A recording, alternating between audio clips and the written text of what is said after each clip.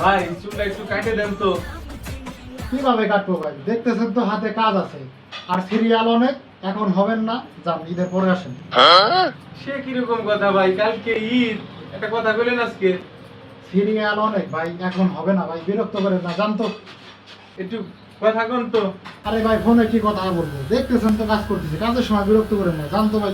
10টা সেকেন্ড একটু কথা বলেন। দেখি কি হয়েছে। হ্যালো,